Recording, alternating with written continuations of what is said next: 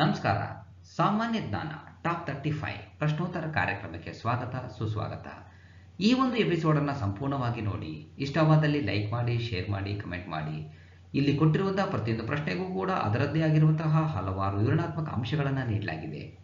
ಕಾರಣ ಇಷ್ಟೇ, ಮುಂಬರುವಂತಹ ಯಾವುದೇ ಸ್ಪರ್ಧಾತ್ಮಕ ಪರೀಕ್ಷೆಗಳಲ್ಲಿ ಈ ಪ್ರಶ್ನೆ ಕೇಳುವಂತಹ ಸಾಧ್ಯತೆ ಇರುತ್ತೆ. ಅದರಲ್ಲೂ ವಿಶೇಷವಾಗಿ FDA, SDA, KPSCಯ ಸಿ ಗ್ರೂಪ್ ಹುದ್ದೆಗಳ ನೇಮಕಾತಿ, ಪೊಲೀಸ್ ನೇಮಕಾತಿಗಳಲ್ಲಿ ಈ ಪ್ರಶ್ನೆಗಳು ಬಂದೇ ಬರುತ್ತೆ. ಎಲ್ಲ ಪ್ರಶ್ನೆಗಳಿಗೂ ಕೂಡ ಅತ್ಯಂತ ಸರಳ ವಿವರಣೆಗಳ ಜೊತೆಗೆ ಸರಿ ಉತ್ತರವನ್ನು ನೀಡಲಾಗಿದೆ. All the best. Thank you. ಮಾಹಿತಿ ಹಕ್ಕು ಕಾಯಿದೆ ಜಾರಿಗೆ ಬಂದ ವರ್ಷ 2005. ಭಾರತ ಸರ್ಕಾರವು ಕೇಂದ್ರದ ಕಾಯ್ದೆಯನ್ನು 12 ಅಕ್ಟೋಬರ್ 2005ರಂದು ಅಂಗೀಕರಿಸಿತು. 12 ಅಕ್ಟೋಬರ್ 2005ರಿಂದ ಮಾಹಿತಿ ಹಕ್ಕು ಕಾಯ್ದೆ ಜಾರಿಗೆ ಬಂದಿತು.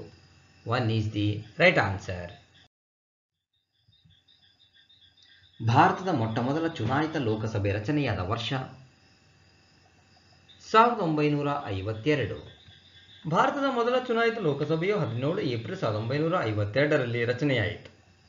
ಇದರ ಅವಧಿ 5 ವರ್ಷ ಅಧಿಕಾರದಾಗಿದ್ದು 4 ಏಪ್ರಿಲ್ 1957ರಂದು ರದ್ದು ಮಾಡಲಾಯಿತು.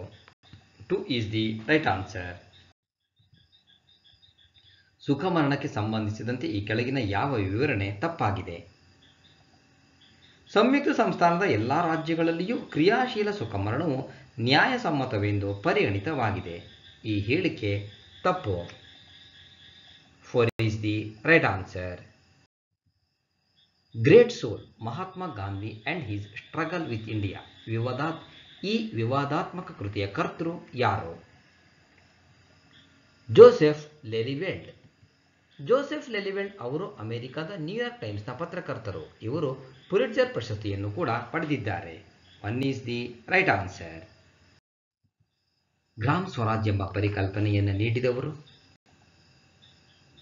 MK ಗಾಂಧಿ. ಗ್ರಾಮ ಸ್ವರಾಜ್ ಎಂಬುದು ಮಹಾತ್ಮ ಗಾಂಧೀಜಿಯವರ ಕಲ್ಪನೆ. ಗ್ರಾಮ ಸ್ವರಾಜ್ ಕಲ್ಪನೆಯನ್ನು ಜನರಲ್ಲಿ ಮೂಡಿಸಲು 1919ರಲ್ಲಿ ನವಜೀವನ್ ಟ್ರಸ್ಟ್ ಸ್ಥಾಪಿಸಿ ಅನೇಕ ಲೇಖನಗಳನ್ನು ಗ್ರಾಮ ಸ್ವರಾಜ್ಗೆ ಸಂಬಂಧಿಸಿದಂತೆ ಪ್ರಕಟಿಸಿದರು.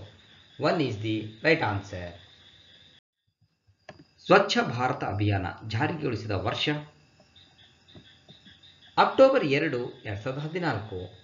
ಭಾರತದ ನಗರಗಳು, ಪಟ್ಟಣಗಳು ಮತ್ತು ಗ್ರಾಮೀಣ ಪ್ರದೇಶಗಳ ಬೀದಿಗಳು, ರಸ್ತೆಗಳು ಮತ್ತು ಮೂಲಭೂತ ಸೌಕರ್ಯವನ್ನು ಸ್ವಚ್ಛಗೊಳಿಸುವ ಉದ್ದೇಶದಿಂದ 2014ರಿಂದ 2019ರವರೆಗೂ ಭಾರತದಲ್ಲಿ ರಾಷ್ಟ್ರವ್ಯಾಪಿ ಅಭಿಯಾನವಾಗಿದೆ. 3 ಈಸ್ ದಿ ರೈಟ್ ಆನ್ಸರ್. ಈ ಕೆಳಗಿನವುಗಳಲ್ಲಿ ಯಾವುದು ಭಾರತದ ಪಂಚಾಯತ್ ರಾಜ್ ವ್ಯವಸ್ಥೆಯ ಸಾಂವಿಧಾನಿಕವಾದ ಅಂಗವಲ್ಲ? ಚುನಾವಣಾ ಆಯೋಗ.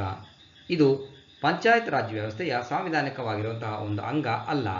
4 is the right answer. Panchayat Raj ಸಂಸ್ಥೆಗಳಿಗೆ ಸ್ಪರ್ಧಿಸಲು ಬೇಕಾಗುವ ಕನಿಷ್ಠ ವರ್ಷ 21. ಪಂಚಾಯತ್ ರಾಜ್ ಸಂಸ್ಥೆಗಳಿಗೆ ಸ್ಪರ್ಧಿಸಲು ಬೇಕಾಗಿರುವ ಕನಿಷ್ಠ ವರ್ಷ 21. 1 is the right answer. RAM ಇದರ ಸ್ಮರಣೆಯಾಗಿದೆ. ಡ್ಯಾಶ್ನ ಸ್ಮರಣೆಯಾಗಿದೆ. ತಾತ್ಕಾಲಿಕ. ರ್ಯಾಮ್ ಒಂದು ತಾತ್ಕಾಲಿಕ ಸ್ಮರಣೆ. ರೀಡಿಂಗ್ ಅಕ್ಸೆಸಿಂಗ್ ಮೆಮೊರಿ ಇದರ ವಿಸ್ತೃತ ರೂಪ. 3 ಈಸ್ ದಿ ರೈಟ್ ಆನ್ಸರ್. USBಯ ವಿಸ್ತೃತ ರೂಪ ಯೂನಿವರ್ಸಲ್ ಸೀರಿಯಲ್ ಬಸ್. USBಯ ವಿಸ್ತೃತ ರೂಪ universal serial bus. 2 is the right answer. DVDಯ ವಿಸ್ತೃತ ರೂಪ digital versatile disc. Digital versatile disc DVDಯ ವಿಸ್ತೃತ ರೂಪ. 1 ಈಸ್ ದಿ ರೈಟ್ ಆನ್ಸರ್. ಒಂದು ಪ್ರೋಗ್ರಾಂ ಸೂಚನೆಗಳನ್ನು ಒಂದೇ ಸಲಕ್ಕೆ ಯಂತ್ರ ಭಾಷೆಯಾಗಿ ಪರಿವರ್ತಿಸುವ ಕಂಪ್ಯೂಟರ್ ಪ್ರೋಗ್ರಾಂ ಅನ್ನು ಹೀಗೆನ್ನುತ್ತಾರೆ.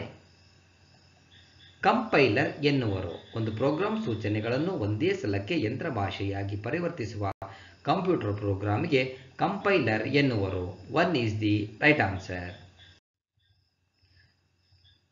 ಕ್ಯಾಶೆ. ಕ್ಯಾಶೆ ಅಥವಾ ಕ್ಯಾಚೆ ಇದರ ಸ್ಮರಣೆ ಎಲ್ಲಿದೆ? CPU ಮತ್ತು ಪ್ರಧಾನ ಸ್ಮರಣೆಯ ನಡುವೆ ಕ್ಯಾಚೆಯ ಸ್ಮರಣೆ ಇದೆ. 1 ಈಸ್ ದಿ ರೈಟ್ ಆನ್ಸರ್. ಕಾಂತೀಯ ಡಿಸ್ಕ್ನಲ್ಲಿ ದತ್ತಾಂಶ ವಾಚನವನ್ನು ಡ್ಯಾಶ್ ಎನ್ನುವರು. ರೀಡ್ ಆ್ಯಂಡ್ ರೈಟ್ ಹೆಡ್ಗಳು. ಕಾಂತೀಯ ಡಿಸ್ಕ್ನಲ್ಲಿ ದತ್ತಾಂಶ ವಾಚನವನ್ನು ರೀಡ್ ಆರ್ ರೈಟ್ ಹೆಡ್ಗಳು ಎನ್ನುವರು. 1 ಈಸ್ ದಿ ರೈಟ್ ಆನ್ಸರ್. ಇವುಗಳಲ್ಲಿ ಯಾವುದರ ವಿವರಣೆ ಮಾನ್ಯವಾಗಿದೆ? 1 KB = 1024 ಬೈಟ್ಗಳು.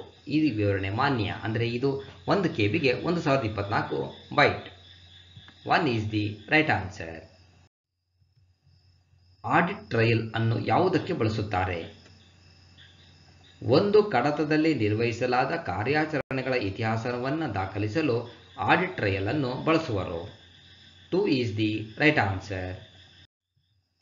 CPU ಮತ್ತು ಸ್ಮರಣೆಗಳು ಎಲ್ಲಿರುತ್ತವೆ? Mother board. CPU ಮತ್ತು ಸ್ಮರಣೆಗಳು ಮದರ್ ಬೋರ್ಡ್ ಮೇಲಿರುತ್ತವೆ. 2 ಈಸ್ ದಿ ರೈಟ್ ಆನ್ಸರ್. ವೈರಸ್ಗಳ ವಿಧಗಳೆಂದರೆ? ವರ್ಮ್, ಬಾಂಬ್ ಮತ್ತು ಟ್ರೋಜನ್. ಇವು ವೈರಸ್ನ ವಿಧಗಳು. ವರ್ಮ್, ಬಾಂಬ್ ಮತ್ತು Trojan. 2 is the right answer. Netscape Navigator ಎನ್ನುವುದು ಒಂದು ಬ್ರೌಸರ್. ನೆಟ್ಸ್ಕೇಪ್ ನ್ಯಾವಿಗೇಟರ್ ಒಂದು browser. 3 is the right answer. MS ವರ್ಡ್ನಲ್ಲಿನ ಬುಕ್ ಮಾರ್ಕ್? ನೀವು ಹೆಸರಿಸಿದಂತಹ ಪಠ್ಯದ ಸ್ಥಳ ಅಥವಾ ಆಯ್ಕೆಯನ್ನು ಗುರುತಿಸುತ್ತದೆ ಮತ್ತು ಮುಂದಿನ ಮಾಹಿತಿಯ ಸೂಚನೆಯನ್ನು ಕೊಡುತ್ತದೆ. 1 is the right answer.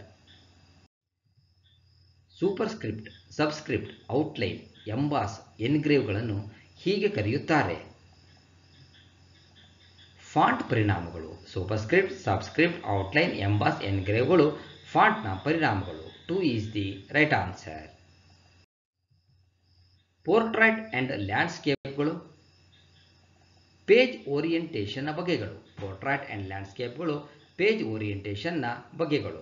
1 is the right answer. ಟೊಂಕಕಟ್ಟು ಎಂದರೆ? ಸಿದ್ಧನಾಗು. ಟೊಂಕಕಟ್ಟು ಎಂದರೆ ಸಿದ್ಧನಾಗು ಎಂದು ಅರ್ಥ. ಇಲ್ಲಿ ಅವನು ಪಾಸಾಗಬೇಕೆಂದು ಟೊಂಕ ಕಟ್ಟಿದನು. ನಾನು ಈ ಬಾರಿ IAS ಅನ್ನು ಪಾಸಾಗೇ ಆಗುತ್ತೇನೆಂದು ಟೊಂಕ ಕಟ್ಟಿದನು ಅಂಥೇಳಿ ಬಳಸ್ತಾರಲ್ಲ ಪದ. ಟೊಂಕ ಕಟ್ಟು ಅಂದರೆ ಸಿದ್ಧನಾಗು ಅಂಥೇಳಿ ಇಲ್ಲಿ ಒಂದು ಛಲಕ್ಕೆ ಸೂಚಕವಾಗಿ ಈ ಪದವನ್ನು ಬಳಸ್ತಾರೆ. 4 ಈಸ್ ದಿ ರೈಟ್ ಆನ್ಸರ್. ಪುಸ್ತಕ ಗಿಸ್ತಕ ಎಂಬಲ್ಲಿ ಗಿಸ್ತಕ ಎಂಬುದಕ್ಕೆ ಈ ಹೆಸರಿದೆ. ಪ್ರತಿಧ್ವನಿ ಪದ. ಗಿಸ್ತಕ ಇದೊಂದು ಪ್ರತಿಧ್ವನಿ ಪದ. ಇಲ್ಲಿ ಒಂದು ಅರ್ಥಬದ್ಧವಾಗಿರುವಂತಹ ಪದದ ಜೊತೆಗೆ ಅರ್ಥವಿಲ್ಲದ ಪದವನ್ನು ಸೇರಿಸೋದಕ್ಕೆ ನಾವು ಪ್ರತಿಧ್ವನಿ ಪದ ಅಂತೇಳಿ ಕರಿತೀವಿ. ಈಗ ಕಾಫಿ ಗೀಫಿ, ಗೋಡೆ ಗೀಡೆ, ಟೀ ಗೀ, ಹೊಟ್ಟೆ ಗಿಟ್ಟೆ ಹೀಗೆ ಬಳಸ್ತೀವಲ್ಲ, ಇಲ್ಲಿ ಆ ಪದದ ಉಚ್ಚಾರಕ್ಕೆ ತಕ್ಕಂತೆ ಅನುಕೂಲಕರವಾಗಿ ಬಳಸುವಂತಹ ಒಂದು ಅರ್ಥವಿಲ್ಲದ ಪದವೇ ಪ್ರತಿಧ್ವನಿ ಪದ. 4 ಈಸ್ ದಿ ರೈಟ್ ಆನ್ಸರ್. ಕಣ್ಣಿಗೆ ಎಣ್ಣೆ ಬಿಟ್ಟುಕೊಂಡು ನೋಡು ಎಂಬ ನುಡಿಗಟ್ಟಿನ ಅರ್ಥ? ಜಾಗೃತನಾಗಿರು ಅಂಥೇಳಿ ಅರ್ಥ. ಸ್ಪಷ್ಟವಾಗಿ ನೋಡು, ಕಣ್ಣನ್ನು ಸ್ವಚ್ಛಗೊಳಿಸು, ಸರಿಯಾಗಿ ಗ್ರಹಿಸು, ಇವೆಲ್ಲವೂ ಕೂಡ ಒಂದೇ ರೀತಿಯ ಅರ್ಥವನ್ನು ಕೊಡುತ್ತೆ. ಆದರೆ ಸರಿಯಾದ ಉತ್ತರ ಜಾಗೃತನಾಗಿರು. ಕಣ್ಣಿಗೆ ಎಣ್ಣೆ ಬಿಟ್ಟುಕೊಂಡು ನೋಡು ಅಂತಂದರೆ ಜಾಗೃತನಾಗಿ ಸೂಕ್ಷ್ಮವಾಗಿ ಎಲ್ಲವನ್ನ ಗಮನಿಸೋದು ಅಂಥೇಳಿ. 4 ಈಸ್ ದಿ ರೈಟ್ ಆನ್ಸರ್. ಹಾಸಿಗೆ ಇದ್ದಷ್ಟು ಕಾಲು ಚಾಚು ಎಂಬ ಗಾದೆ ಮಾತಿನ ಅರ್ಥ? ಆದಾಯದ ಮಿತಿಯೊಳಗೆ ಖರ್ಚು ಮಾಡು ಅಂಥೇಳಿ ಅರ್ಥ. ಹಾಸಿಗೆ ಇದ್ದಷ್ಟು ಕಾಲು ಚಾಚು ಅಂತಂದರೆ ನಮ್ಮಲ್ಲಿ ಎಷ್ಟು ದುಡ್ಡಿರುತ್ತೋ, ನಮ್ಮ ವ್ಯಾಪ್ತಿ ಎಷ್ಟಿರುತ್ತೋ, ನಮ್ಮ ಖರ್ಚಿನ ಮಿತಿ ಎಷ್ಟಿರುತ್ತೋ ಅಷ್ಟರೊಳಗಡೆ ನಾವು ಹಣವನ್ನು ವ್ಯಯ ಮಾಡೋದಕ್ಕೆ ಹಾಸಿಗೆ ಇದ್ದಷ್ಟು ಕಾಲು ಚಾಚು ಅಂಥೇಳಿ ಬಳಸ್ತೀವಿ. 1 ಈಸ್ ದಿ ರೈಟ್ ಆನ್ಸರ್. ಇತಿ ನಿನ್ನ ಪ್ರೀತಿಯ ಎಂದು ಈ ಬಗೆಯ ಪತ್ರದ ಕೊನೆಯಲ್ಲಿ ಬಳಸಬಹುದು. ತಂದೆಗೆ ಬರೆದ ಪತ್ರ.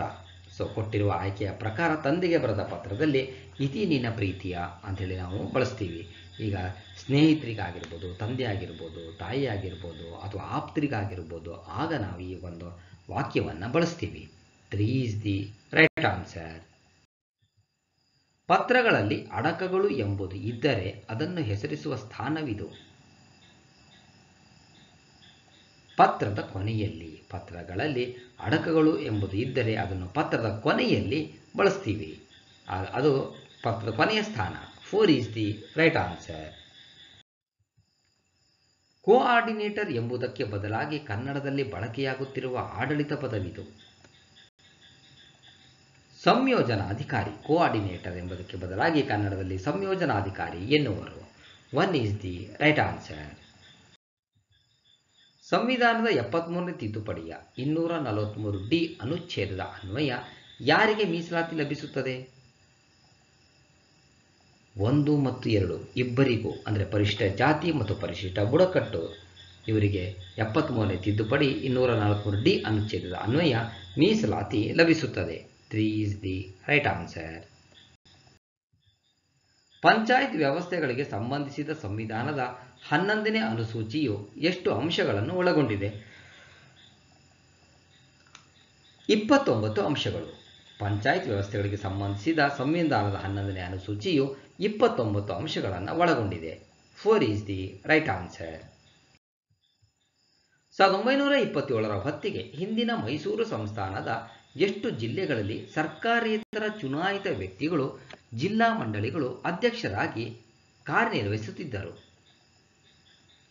8. 8 ಜನರು ಅಧ್ಯಕ್ಷರಾಗಿ ಕಾರ್ಯನಿರ್ವಹಿಸುತ್ತಿದ್ದರು. 3 ಈಸ್ ದಿ ರೈಟ್ ಆನ್ಸರ್. ಆಗಿನ ಮೈಸೂರು ಸರ್ಕಾರದಿಂದ ನೇಮಕವಾದ ಭಾವೈಕ್ಯತಾ ಮತ್ತು ಸಮನ್ವಯ ಸಮಿತಿಯ ಮುಖ್ಯಸ್ಥರಾಗಿದ್ದವರು? V Venkatappa. 2 is the right answer. 1993ರ ಕರ್ನಾಟಕ ಪಂಚಾಯತ್ ಆಡಳಿತ ವ್ಯವಸ್ಥೆ ಅಧಿನಿಯಮಕ್ಕೆ ರಾಜ್ಯಪಾಲರು ಸಮ್ಮತಿ ನೀಡಿದ ದಿನಾಂಕ?